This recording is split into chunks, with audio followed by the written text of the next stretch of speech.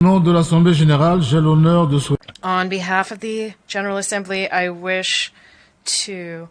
have the honor to welcome His Excellency Petro Pavel, President of the Czech Republic, and I invite him to address the Assembly.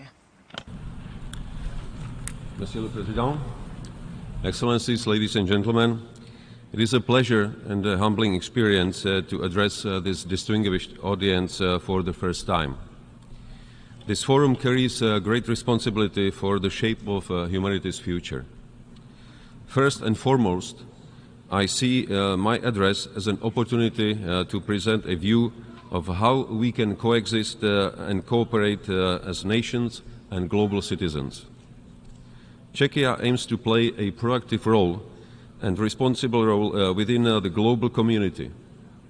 No one can cope with the current global challenges alone. That is why we strongly support the reform proposed by the UN Secretary General in our common agenda. We want to work together on a more effective and inclusive multilateral system that is able to address the needs that we face. This is why Czechia announced its candidacy for non-permanent membership of the Security Council for the term 2032-33. Last year, a permanent member of the UN Security Council, one of the founding nations of this organization, blatantly violated the fundamental principles the UN stands upon. The Russian full-scale invasion of Ukraine continues to constitute a manifest violation of the UN Charter and international law we all subscribe to. My country has its own experience with wars and interventions, including decades-long military occupation imposed by Moscow. It taught us what it means when might makes right. Russia's aggression against Ukraine has come at an even higher cost. I personally visited Ukraine in April this year. My wife had this opportunity to visit a war-torn country only 2 weeks ago. I saw the infamous crime scenes of Bucha and Borodyanka. I found myself in Dnipro region, only a few miles away from the front line, in the area ravaged by war fighting. The account of Russia's atrocities, human rights violations, and ferocious attacks against the innocent civilian population is overwhelming. Children forcibly separated from their families, deported for re-education in order to make them forget their culture and who they are. Entire towns and villages wiped out for no reason. Mass graves and torture chambers in which people just disappear. Sadly, the evidence tells the story better than any statement. The list of stories full of horror is endless. Yet we cannot just passively observe it. This must end. Russia must unconditionally withdraw all troops from the entire territory of Ukraine within its internationally recognized borders. Russia's leaders must be held accountable for the crime of aggression against its neighbor. This is why we have extended our support to the establishment of a special tribunal to prosecute the crime of aggression against Ukraine. It is our duty to ensure that those responsible for war crimes and crimes against humanity are held accountable. Apart from violence, injustice, and suffering of civilians, every war also brings destruction. Reconstruction of Ukraine may be the largest rebuilding effort in modern history.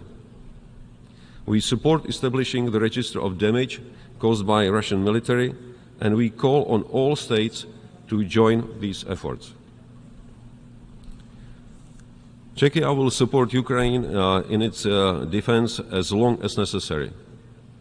From day one, we have stood by Ukraine's side and provided the defenders with weapons and ammunition.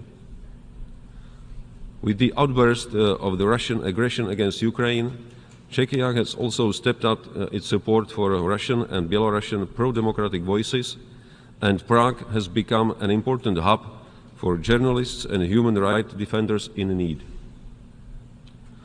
For over 18 months, Czechia has been providing humanitarian assistance to the war-affected Ukrainian population. Per capita, my country has received more Ukrainian refugees than anybody else, mostly women and children. What Ukrainian people truly deserve is peace. Not just any end of hostilities, but just and durable peace. If it is to be sustainable, it cannot be based on an unjust compromise or conditions imposed by the conqueror. Neither shall it leave hopes for Russia to fulfill its imperial ambitions. It must be peace on terms of the defender and not the aggressor, as early today stated President of Ukraine, Zelensky. Don't forget, the damaging impacts of Russia's aggression are felt across the world. Russia's blockade of Ukrainian ports and destruction of infrastructure and grain continues to weaponize global food security in the most reckless and cynical way. Let me be very clear. Ukraine's security is our own security. From Africa to Europe to Latin America to Asia. I call on leaders of the free world to keep the unity and support of Ukraine. Mr. President, the threats we face are global and interconnected. Because of Russia and a handful of other countries, our world is more dangerous and rougher. Instead of cultivating cooperative security, we have to build up our militaries.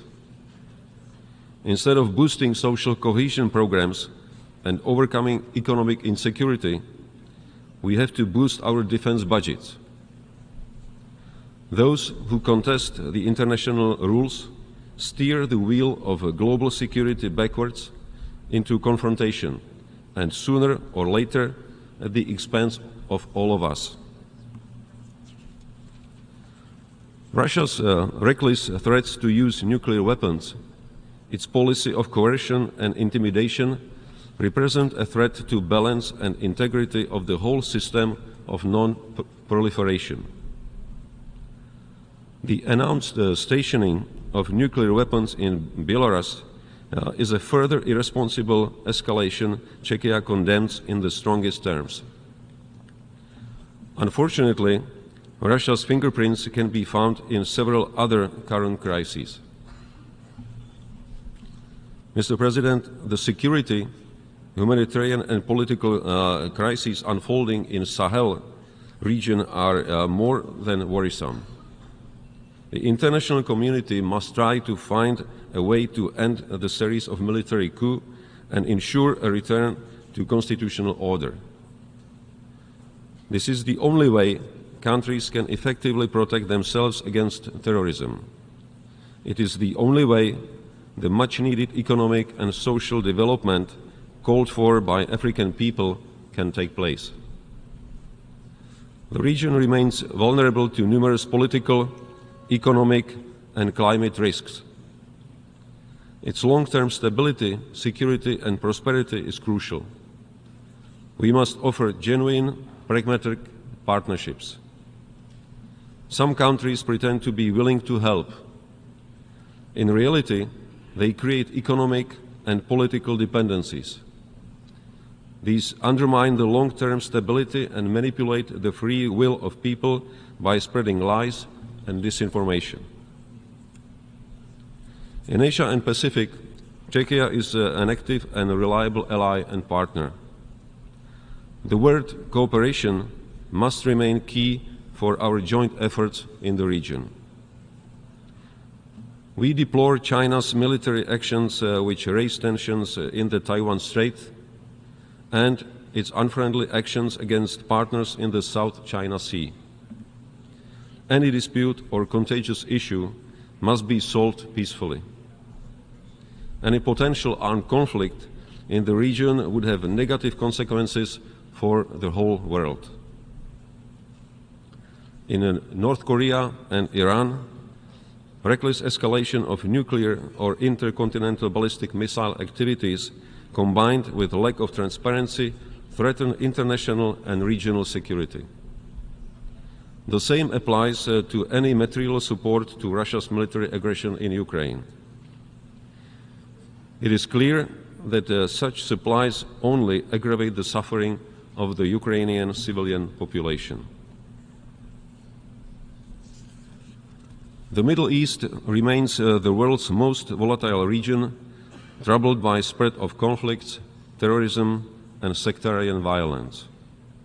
Efforts to normalize relations between Israel and its Arab neighbors bring positive steps towards stability and peace in the region. Mr. President, our efforts to maintain peace and security are closely linked with our ability to promote human well-being and sustainable development of our societies. One may ask how a country of 10+ million people can contribute to global ambitions. Having our own national experience with oppression, fundamental rights and freedoms are deeply embedded in our value system and foreign policy. Czechia strives to pursue an active human rights and democracy policy. We are a staunch supporter of international human rights mechanisms. Currently, we are proud to serve as the presidency of the UN Human Rights Council. More than ever, we have to support media freedom to enable access to independent and factual information. Without it, disinformation and propaganda will prevail. Mr. President, the Sustainable Development Goals Summit yesterday sent a strong message of urgency and determination. The 2030 Agenda is a promise to current and future generations which we have to keep. There is an urgent need to highlight the link between peace, security, climate, environment and development on one hand, and human rights, justice and strong institutions on the other. In the latest SDGs index, Czechia is ranked as the 8th most advanced country in the implementation of the Agenda 2030 and its SDGs. Yet we also face many challenges and we need to step up our efforts. Climate change remains the single most destructive threat to the current and future existence and well-being of all humankind. It threatens our lives, livelihoods, food security, prosperity, and ultimately peace and security worldwide. Czechs devote a lot of attention to this issue. It is no coincidence that it was under the Czech presidency of the Council of the European Union last year that we finalized crucial legislation which shows the path towards the green transition of our industry. 30 years after the end of the Cold War, we are witnessing efforts of authoritarian regimes to redefine core principles of multilateral order. Malign actors use cyberspace, disinformation, economic, political and other tools to disrupt democratic processes, to undermine our institutions and to weaken our security. The challenges we face today are significant, and it is apparent that only collective action can ensure a safe and prosperous future for all. In this respect, Czechia recognizes its global responsibility and remains committed to ensuring that no one is left behind. I personally commit to work with the international community to fulfill urgent work that must be done. All the best to you, and thank you for your attention. Au nom de l'Assemblée générale, On behalf of the General Assembly, I wish to thank the President of Czechia for the statement just delivered, and I request protocol to escort His Excellency. The Assembly will now hear an address by His Excellency Sir Angel Whips, President of the Republic of Palau. I request protocol